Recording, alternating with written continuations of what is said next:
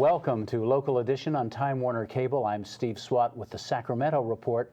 In the next few minutes, we're going to be talking about legislation at the state capitol dealing with health care standards for fashion models. My guest is Marc Levine, a member of the State Assembly representing Sonoma and Marin counties. Thanks for being with us. My pleasure, Steve. Thanks so much for having me on. So this issue has been getting some ink, some press attention. Why don't you explain what the issue is, what the problem is? AB 2539 attempts to tackle two issues. The first is the health and safety of models in the fashion industry, really protecting them in the workplace, where they're asked to attain a certain figure that is very difficult for most people to attain. We want to make sure that they're healthy, that there's a study that the British government did that showed that almost 40% of fashion models suffer from an eating disorder. And we want to make sure that women are not, and male models as well, suffering from disorders because of these very hard to attain shapes that they're being asked to do. Well, I was going to say, I understand that so many of these models, I mean, maybe a majority of them, are doing some strange things with their bodies to try to keep their weight down. That's right. So we're not telling them what they should weigh, but we want to make sure that the Department of Public Health, along with OSHA, is able to create health standards and that doctors can then certify that these models are getting the nutrition that they need and that they're healthy to work. Hopefully we'll have societal benefits as well. Nearly half of all girls from grades 5 through 12 get influenced by images in the media, and they think that these models are what perfect bodies should look like.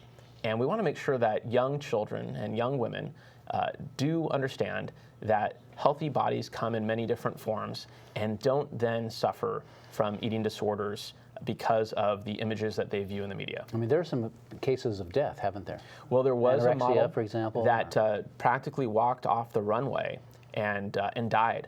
She suffered from anorexia nervosa, and after that, France created a law to make sure that models are healthy. There are, in fact, 4 countries in the world that do have similar standards: France, Italy, Spain, and Israel.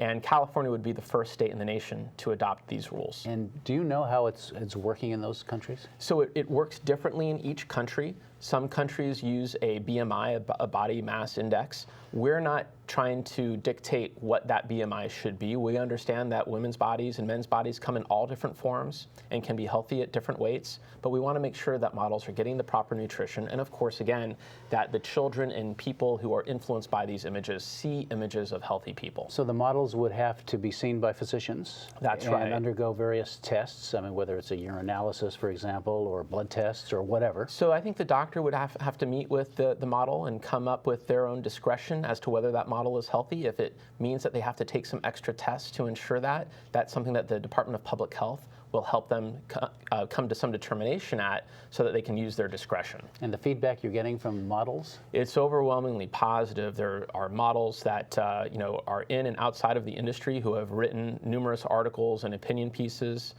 supporting this legislation. There's a group over at Harvard with a former model who's very supportive of this bill as well.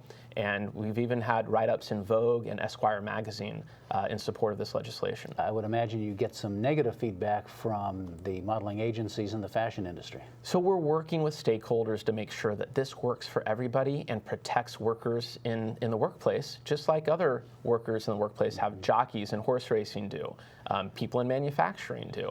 But the societal impacts of this legislation could be quite huge. All right. Well, it's a fascinating subject, and I know your first hearing is coming up. It's in April. In April, so we'll watch it with interest.